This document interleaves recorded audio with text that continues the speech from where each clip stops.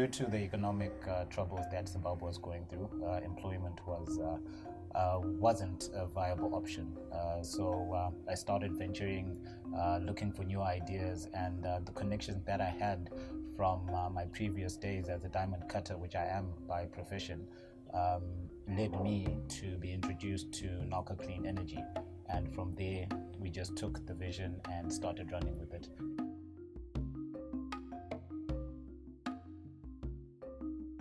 Well, Johnson Macmillan and Partners is about challenging African poverty.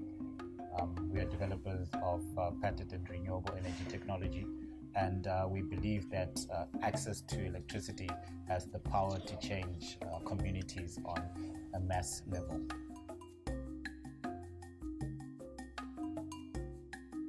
We are the authorized distributors for the world's first commercialized electrical power generator, which is the digital magnetic inducer generator manufactured by Nalka Clean Energy Canada. So we believe that unlike any other renewable energy source, we are able to produce electricity in the most cost-effective way and most sustainable way that there currently is. Our generator is a free energy system where you don't actually need to input anything for you to generate electricity. And the model that we want to actually move with this generator is distributed, decentralized generation, where unlike where you have to extend the grid to have an impact in very rural communities, be it residential or even commercial operations like mining or agriculture, we can basically just set up our generator and set up our grid from the point where we would have put up our generator.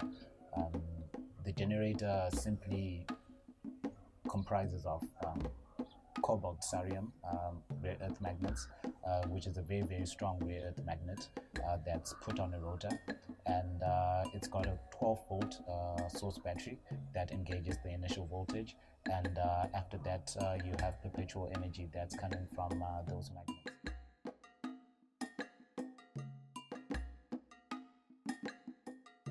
Is resistance to what we are trying to do.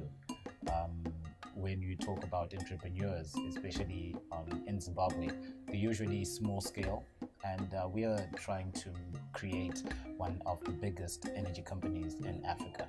So people have their resistance to technology and to what we're trying to achieve.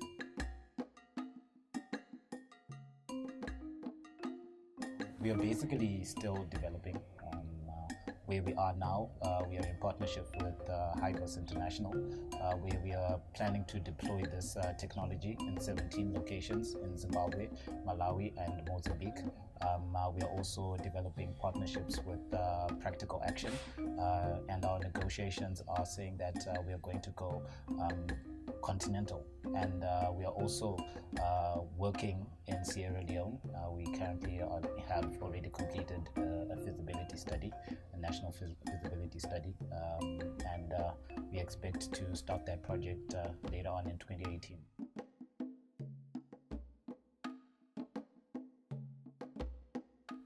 Our starting in Sierra Leone was by invitation by the Vice President of Sierra Leone, and I think that has been our biggest accomplishment.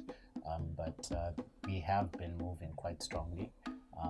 We've been accepted for the Bridges for Enterprise Accelerator, supported by Cambridge University, and we are also part of the only participants for the Communities for Change program that's being sponsored by MIT University.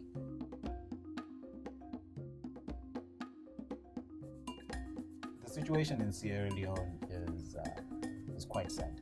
Unlike most parts of Southern Africa, where we have a very strong electrical power generation industry and distribution as well, when we can look at the grid lines. But in Sierra Leone, the systems are very, very dilapidated, and most locations do not even have access to any grid.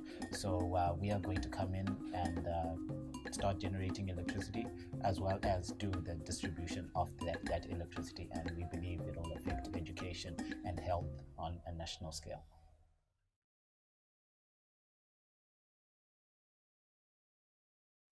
Relying on people.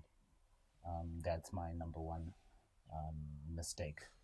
There are things that I was supposed to do, and I was looking for other people to do it for me.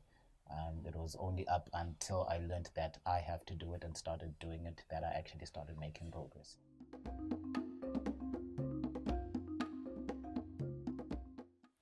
Partnerships.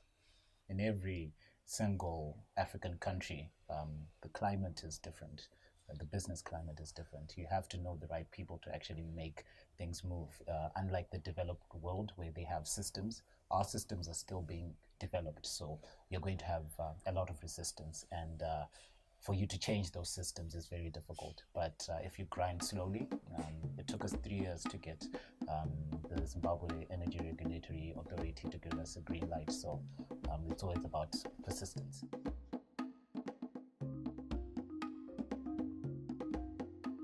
Africa is characterized by poverty, but then for us to alleviate that poverty, we also have to look at what do we need to build.